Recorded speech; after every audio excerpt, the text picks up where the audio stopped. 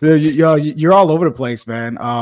Why do you think that is? Like, I'm sure there's guys out there that can't get booked, and if they're listening, like, what kind of advice would you give them on just being able to stay consistently booked like that in different places?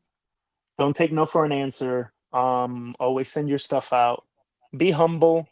Um, Back when I first started, I have this really strong opinion of I came into wrestling at the wrong time. I should have come to wrestling a few years after I started because then I would have come in with the crowd of people that like are there for each other and are not trying to backstab each other or screw each other out of bookings. Um, or they tell you don't pay for your own flight because that's a stupid. That's all I'm doing right now. There's a show that you want to get booked on, go. Fly yourself. There's a tryout in a different state that you want to go, fly yourself out. Literally just I trained with Robbie Eagles from New Japan last week, and that's exactly what Robbie told me. Robbie was like, "Is that what you're doing?" And I told him, "Yes." There was a tryout for this in Georgia. I drove myself. There was a tryout in New York. I bought my own flight. I had nowhere to stay, but I bought my own flight because that's more important to me. So for all the new people that are trying to break in, there's going to be times where you're going to want to quit. You just have to breathe and try to find yourself a support system. That's number one. Find yourself a support system. If your parents support you, great. Mine didn't. That was hard for me.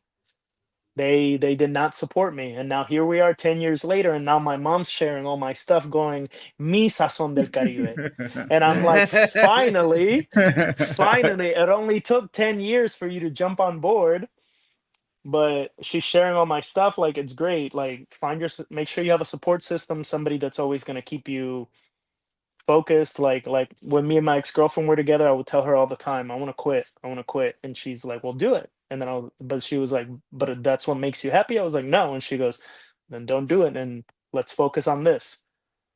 Yeah, don't take no for an answer. Pay for your own flights. It's okay. Take a leap of faith and go to shows you don't know anybody at and be like, hi, I'm here to set up the ring. Set up the ring, take it down, meet the promoter, and that promoter is gonna be like, yeah, yeah, let's bring you back. When I got booked in Detroit, I showed up so I could help set up. I didn't have to, but I showed up to help. That's what it's all about. And I'm 10 years in and I'm still doing that. That's what people People don't just let understand, man. anybody. You got to bet on yourself, man. Because I mean, especially starting off, no one's gonna take a chance on you. Like you'll get lucky to get a break here and there, but you got to bet on yourself in Mhm. anything you do. Yeah, yeah. And be humble. That's what you gotta be. You can't come in shooting your mouth off.